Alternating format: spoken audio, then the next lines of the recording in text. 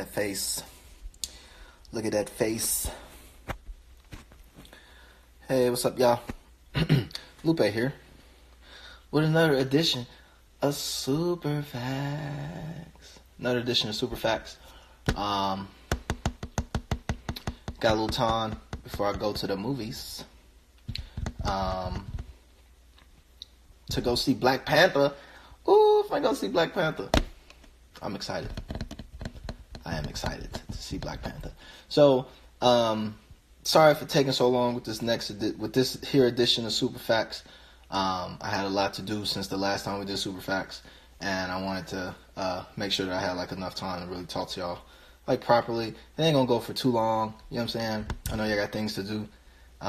So shout out to everybody that checked in. But a super special shout out to everybody that actually sent their questions to my DMs and hit me on the comments. I spent some time going through them, looking at the ones that I felt comfortable answering, and I actually had a little bit of knowledge about. So I just want to clarify some things really quickly in terms of the super facts. I really don't give advice, like music advice.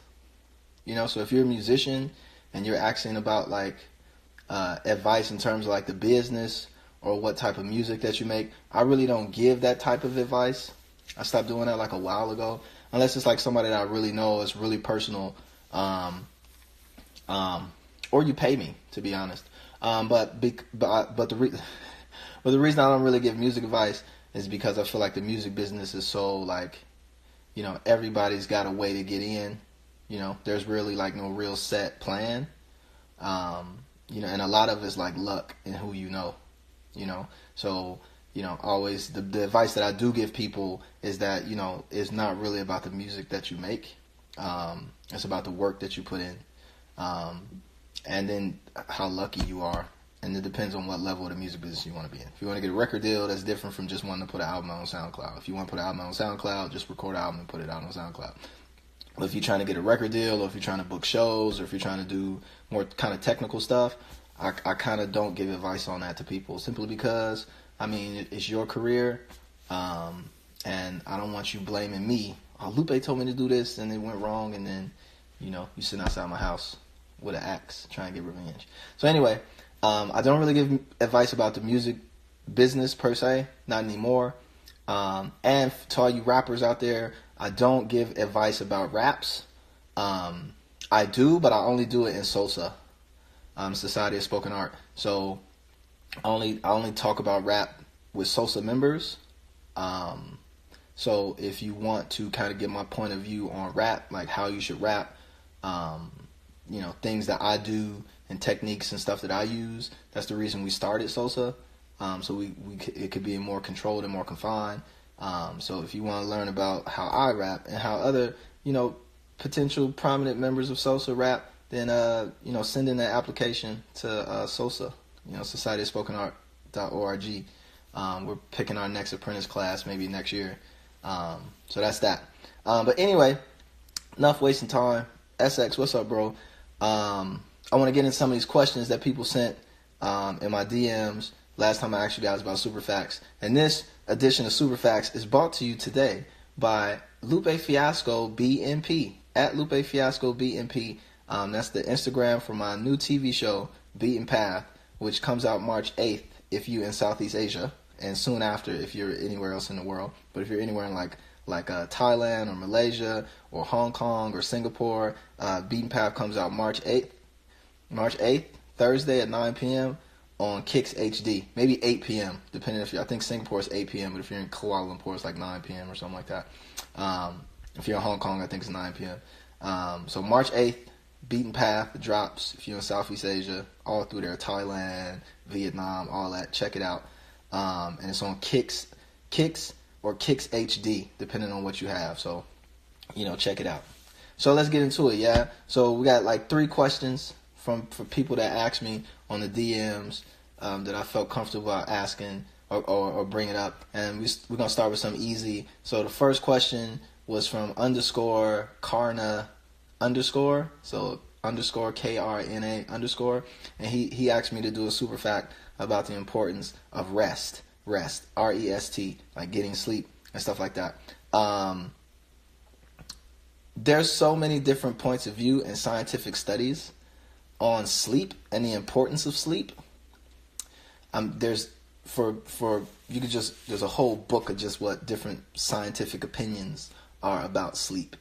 And there's some that say sleep is important, and then there's some that say sleep is kind of important, right? And then there's different people who talk about how long you should sleep versus how long you shouldn't sleep. There's people who bring in things like your circadian clock, like your body clock, and you should be in tune with that. There's people who talk about diurnal cycles, which is like night and day. Difference between nocturnal and diurnal, like what cycle should you be tapped into. There's certain studies that say all you really need is an hour and 30 minutes of sleep. The sleep cycle is like 90 minutes, and 90 minutes is enough for you to go through a complete cycle of sleep, and you should be good. And there's certain people that's like, man, you should sleep 8 hours a day, which is what our standard kind of thing is. And I think it's just important to really check the sources, and you know what you feel is important for you. I mean, there's everybody I think should get rest to a certain degree, but rest doesn't necessarily mean sleep. And sometimes sleep doesn't necessarily mean rest. Isn't that funky, right? Like if you getting like, you know, depending on the context in which you are sleeping.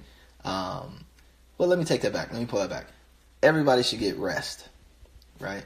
Sometimes rest doesn't necessarily mean sleeping. Sometimes it might mean taking a break, allowing your mind to get like clear, to take a step back from what you're doing, to give your body a chance to kind of realign itself, or you know, to stretch a little bit, or to take a breath, especially at work. It's good to rest when you're at work, not necessarily sleep, but rest and give your body a chance to rest. If you've been typing all day, it's good to give your hands a chance to rest. If you've been walking around all day, it's good to give your feet a rest.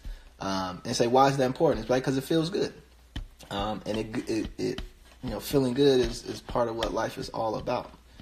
And if you're just constantly throwing yourself at the grindstone, constantly not giving your a chance to step back and even see what you've been doing or what you're responsible for creating, that can be like a reverse effect, because you weren't really taking into consideration or take a chance to step back and see the rewards of your labor or the fruits of your labor. So rest is included in that. Sometimes it's good to just step back and just like look at what you've accomplished, right? And then go right back to work. You feel me? But in terms of like scientific, and if we talk about rest and sleep, I mean, it's all type of studies. And one person has a super fact, another person has a super fact, another person has an ultra fact. But at the end of the day, I think like everything else in this planet is what you are, you know, capable of doing, and what personally needs to happen in your life and the type of life you lead, should really determine, you know, the amount of rest that you're allowing yourself to get, and not even allowing the amount of rest that you're taking, that you're like, this, I'm going to use this time and rest properly, which means like turning off your phone, you know, getting in that sensory deprivation space, turning off the TV so you can really, really get the proper sleep, and if not the proper sleep, the proper rest that you can have, so you can be more productive. You know, everything takes a break in nature. Lions don't hunt all the time; they take a break. Even the clouds take a break. It don't rain all the time, so everything has to, you know, replenish itself and refresh itself. And just like we do, that's why we have lunch breaks and all that other good stuff. So that was from K. I hope that was a super fact for KRNA. In terms of like what is the importance of rest. I mean, it's important. It's as important as you make it, or as important as you need it to be in your life, in your personal circumstances. All right, so that's that one. The next one, which is a little, it's a little weird. This one came from our Instagram follower by the name of Then She Was Like _bruh. Really good Instagram name right there. Then She Was Like _bruh.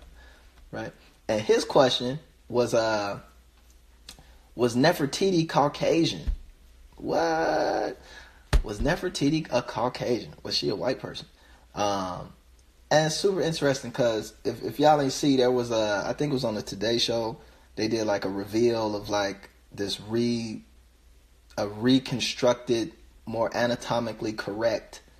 supposedly anatomically correct version of Nefertiti. if y'all don't know, there's a real famous bust, an old school bust. A bust is like a statue, but just from like the chest up. For y'all that don't know, that's what a bust is, from the chest up. So just the head, the neck, and the whole thing. There's this real famous statue bust of Nefertiti from before, and it was a little bit damaged. I'm actually looking at it right now on the interweb. Yeah, and it says the bust of Nefertiti from the Egyptian Museum in Berlin or something like that. And I don't really have too much information on this bust. But anyway, if you Google it, you'll see one of her eyes is missing, which is what kind of sets it apart. There's an eye missing. She had a real slender neck, and it really just shows her shoulders and her neck, and then her headpiece, and then the snake. Well, I think that would be a snake, which would have been on her hat, is missing as well. But that's like the most famous. When you think of Nefertiti, that's the statue that you see. And then, so I guess they came up with a new one. And this new version of the statue, people kind of took it to be more like they were trying to whitewash the history. And they had this other Nefertiti, which was supposedly done with all this new technology and these new kind of like, just a whole, like, it was a reconstruction process. And for y'all that don't know, Nefertiti was supposedly King Tut's mother, and she was married to Akhenaten, some Egyptian pharaoh. So if you know King Tut, the prince with all the king with all the gold, who had the great sarcophagus and the whole thing. But there's a whole myth theory about that. Nefertiti is supposedly King Tut's mother. So what do we got to say about this? Now, was Nefertiti white? I don't know. To be honest, was she Caucasian? I have no idea. She was supposedly born or existed between the years 1370 to 1330 BC. So that was a long time ago. I was not born back then, so I don't know. And nobody else on the planet right now was born either, so they don't know for sure. They just going off best guesses and estimate and swag, which is scientific wild ass guesses. But what I can say about Egypt, because this opens up a bigger conversation about Egyptian history, the Arabization of Egyptian history, the Africanization of history, the Europeanization of Egyptian history, how that relates to Nubia and all these other places where there were legitimate black pharaohs and all this other stuff. And then archaeology techniques, everything. So Egypt has been around for a long time. I mean, Egypt has been around for a very, very long time. And it has changed faces and hands and points of view and religions, probably incalculable amount of times, right? The funny part about Egypt is really close to not only Asia, but it's also really close to Europe. And it's at the top of Africa, so it's above the Sahara Desert. So it's in the north of Africa, for y'all that don't know where Egypt is.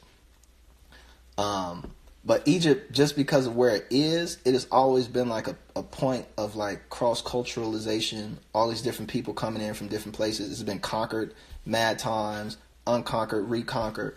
Whole dynasties have kind of fell to the wayside.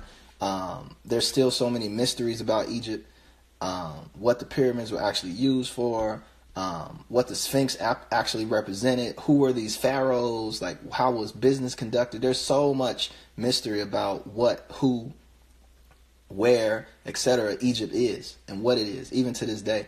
So even the most highly trained, highly thoughtful, most well-armed scientists are still at most, at the least, are super informed, but at the most, I mean, it's still guesses. Like, people don't know. There's a whole history of, like, there's parts of Egypt that are underneath modern cities, that have yet to be excavated. So if you think like Rome or something like that, they say Rome is in layers. And the further you go down, you just find more and more cities. So it's still parts of Egypt that I'm sure have probably been lost to the desert, that people have never found. And probably never will find. It's just the nature of what it is. It's a very big place. But the point I want to kind of focus on, the super fact of that is that a lot of Egypt's history has been rewritten on both sides of the fence. It's been whitewashed, it's been blackwashed, it's been Europeanized, it's been Africanized, it's been Arabized, it's been demonized, it's been angelized, it's been religiousized. I mean, so much has been pointed at Egypt, and everybody looks at Egypt as being like this jewel, and whoever can own Egypt somehow magically owns the world. You know, like who controls the narrative of Egypt is the people who somehow have the deepest connection. And it's funny because humans always try and like, yeah, as just us, period. This is just what we do. We always just want to try and be first. You know, like we're first. And somehow us being first means what? You know, to give it like an example, there's people who get like a modern example. People want to win the Super Bowl, right? Or people want gold medals at the Olympics, right? Like they want that NBA ring, right? They want to win the championships. They want to be first. But you can go to different pawn shops around the country and you can find a original, authentic Olympic gold medal, right? Or a Super Bowl ring, a real Super Bowl ring. Because at the end of the day, I mean, that being first only lasts for a period of time. You can use it for so much. But I mean, like, if it's a trophy to be gotten from it, you know, if you take it to something that we can all relate to, wanting to be the best Olympian in the world or the best football player in the world, but then you turn around and you see people just as easily pawn it off because they need the money for other things, right? So to relate that back to like the history of Egypt, I think you have to ask yourself, like, what's the importance if Nefertiti is Caucasian or if she's black? You know, like, what does that mean for you? How does that influence or affect your life, right? Another thing that happened with Egypt, and what we have to really be careful about, is a lot of our education from Egypt, when I say us, I mean us as a society, has came through like movies, right? So even a lot of the reactions that we have to Egypt came from like a film, right? One of the films that was like a big thing about Egypt was what was the story of Moses, that had Charlton Heston as Moses, I think. I forgot what that movie is. Somebody know what the movie is. Let me know what it is. But it's an old school film. But they show Egypt, and everybody there is white. You know, and that was kind of like a big thing in Hollywood, where a lot of Hollywood whitewashes things. And so you get your history. You got to understand that, you know, the movie industry in America is catered toward the largest population, and at the time it was white folks.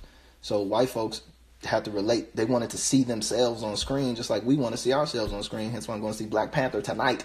Yeah. No, but there's a piece to that in saying that, you know, we have to even be more careful of how we got introduced to Egypt. The Ten Commandments is the name of the movie. The Ten Commandments. Thank y'all. Appreciate that. The illest scene ever when he come down from the mountain, right? When Moses come down from the mountain in his hair, he go up there with the messed up fade, and he come down after he see the face of God, and he got the super S curl going. Best movie moment of all time, the funniest thing ever. If you can Google it or YouTube, try and get that moment where Moses come down from the mountain and the look in his face and his hair, like he just got the super perm.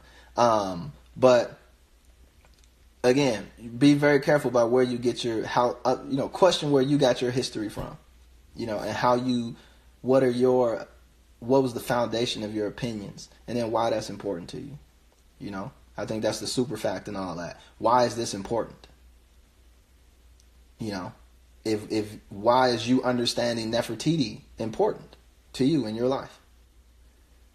You know, and it's not to downplay it, but it's a way to, if you really upset about white people or this white archaeologist reconstructing, you know, Nefertiti's bust, because that's basically what he did, reconstructing her bust and giving it features that you feel may be white or black or not white or whatever it is. Why is that important? At the end of the day, you know, how does that affect your daily life, et cetera, et cetera? And it's not a question where it's like, oh, that's to get away or distract from what people did or what people are doing when it comes to appropriating or whitewashing or blackwashing or Chinese washing or whatever history.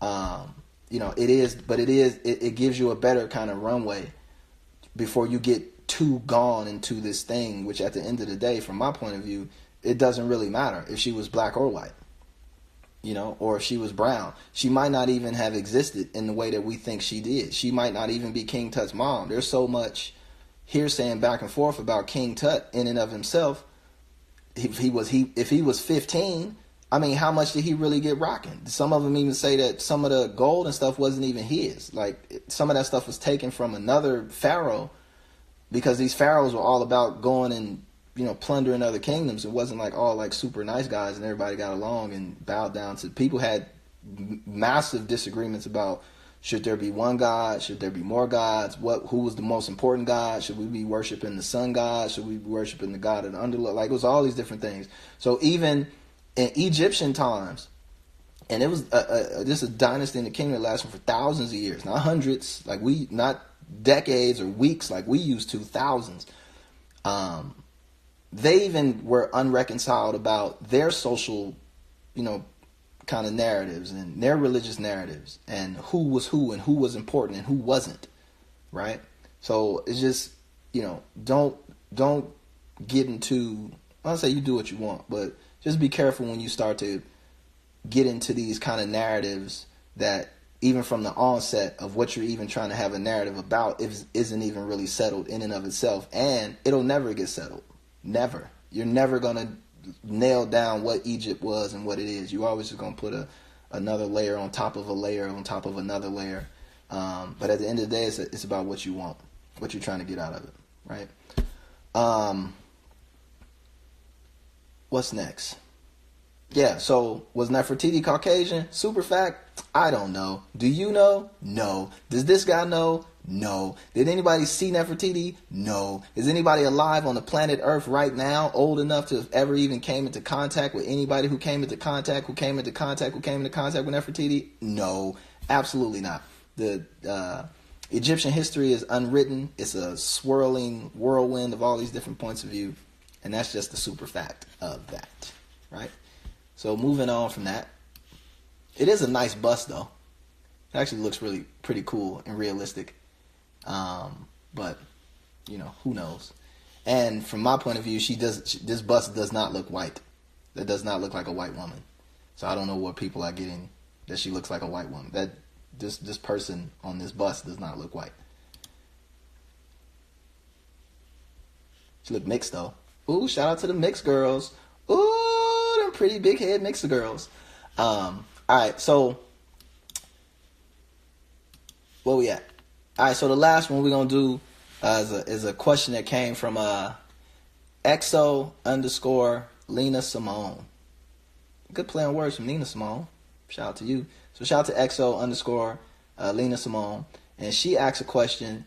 She says, as an artist, what are the pros and cons of being socially aware, and what boundaries do you set on yourself with what you reveal to the public?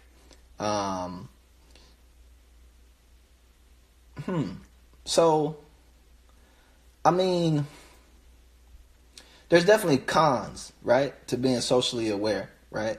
And we could say, you could throw in conscious, you could throw in all these things to be socially aware, but it's two sides to both stories. It's you know, it's two sides to the story, right? Because you could be socially aware on things that you agree with, and those are the things that you want to put out, but you can also be socially aware of things that are, you know, negative or things that you don't agree with. So I think there's, you know, being aware of things. I don't think there is a pro or a con to it. I think that's just naturally. But I think what she might be getting at is like what, you know, like politically maybe, right? Or, you know, because all social ain't bad. I mean, society is, you know, how people get along. Is going to IHOP. It's just basic things. Politics is where you get a little funky. But anyway, I'll take a crack at it. So like super facts, the cons of being like socially aware in a general sense is like you have the potential to disrupt somebody's narrative. You know, most people just want to be agreed with, no matter who you are. Most people, I say most, not all, but most, they want to be agreed with, right? They want their point of view to be the real point of view. They want their story to be kind of recognized and reinforced. And when they don't get that is when you get like disagreements or tension or arguments. But if you just agree with somebody all the time, you know, they're going to be somewhat cool. You know, you got other folks who are like contrarians who just disagree just for the sake of argument. But for the most part, most people that you'll come in contact with want to be kind of agreed with. You know, they like to be challenged maybe, but more like not challenged on their core fundamental beliefs. But, you know, they'll play the argument game and, you know, do the back and forth kind of Jeopardy. You know, let's just argue a point for the sake of the intellectual stimulation. But when it comes down to core fundamental beliefs, most people don't want to be challenged on their beliefs, right?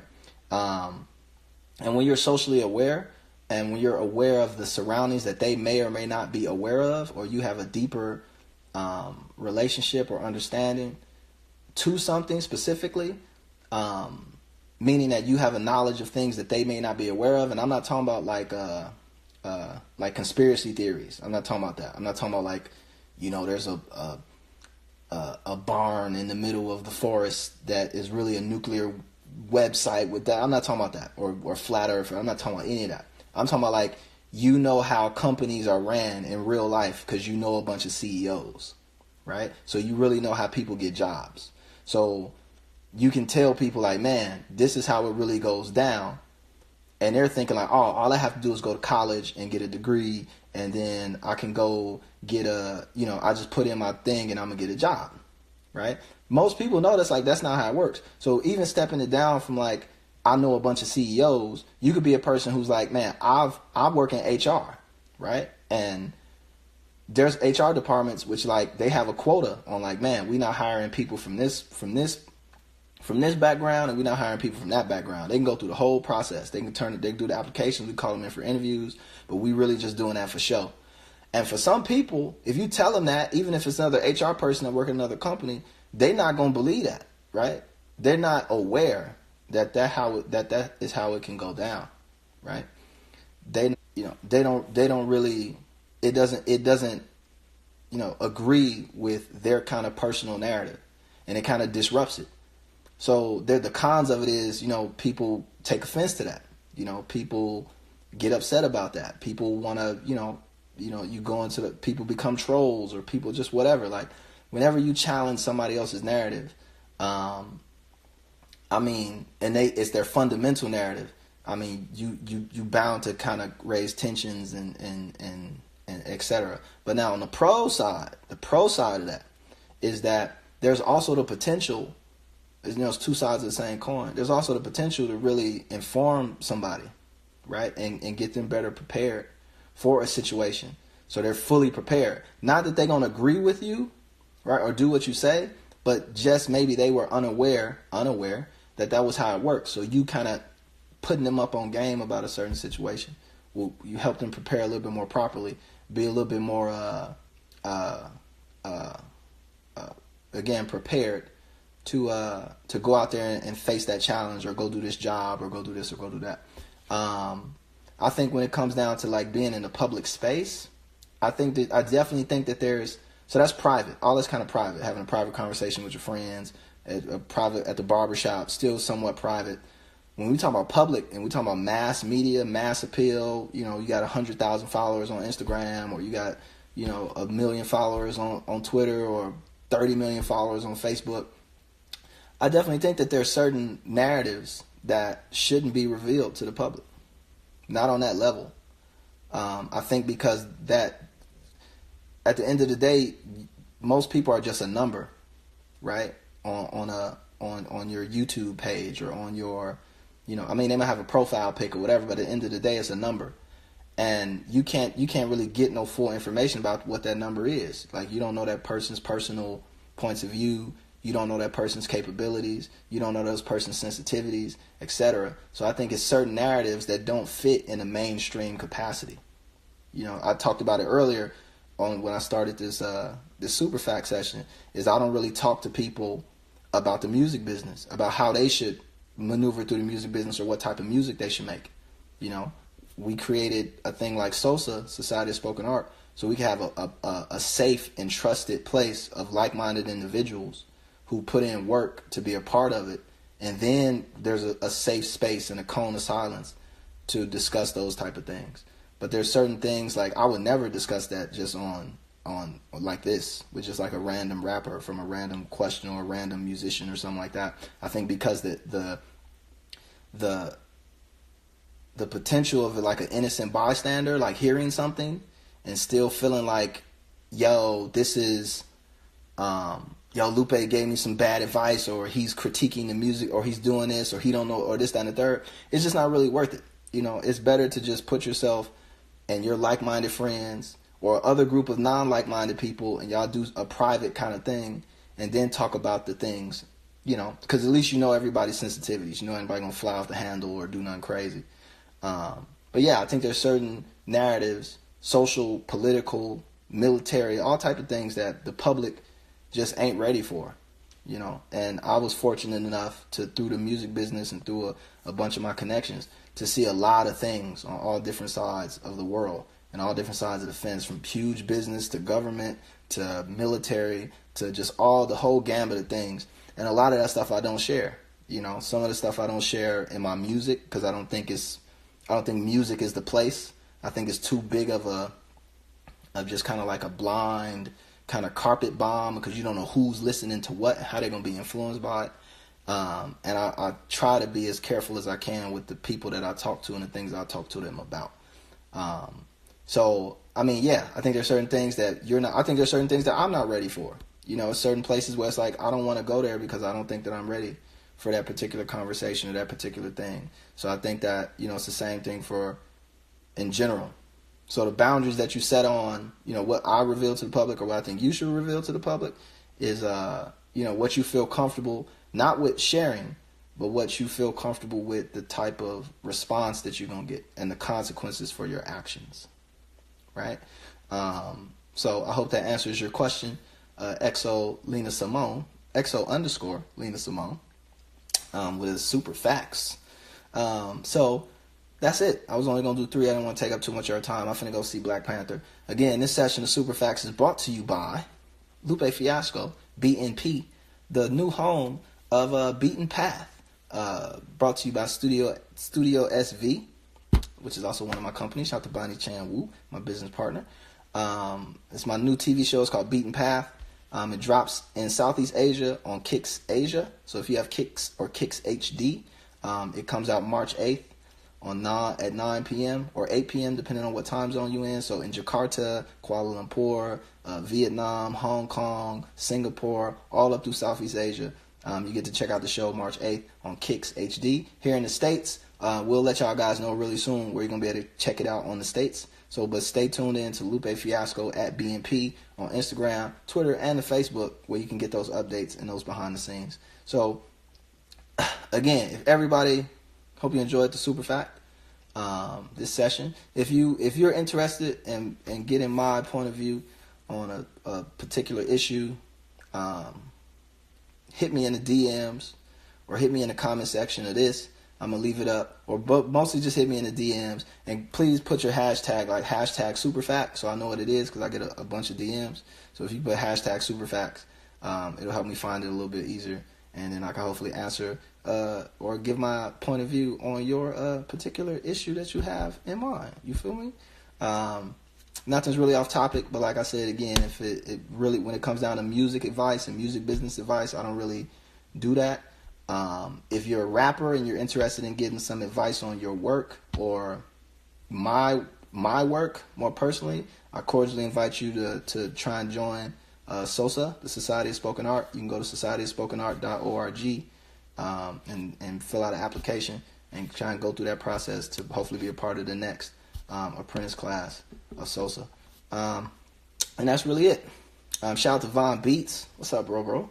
Shout out to my man SX. Shout out to all the homies that's checking in, and shout out to everybody that's going to see Black Panther tonight. Tell me what you think when y'all see the joint on the DMs, cause I'm gonna keep my opinions to myself, cause y'all not ready for the truth. You feel me? What else? Anything else? That's it. Everybody good? Solid go.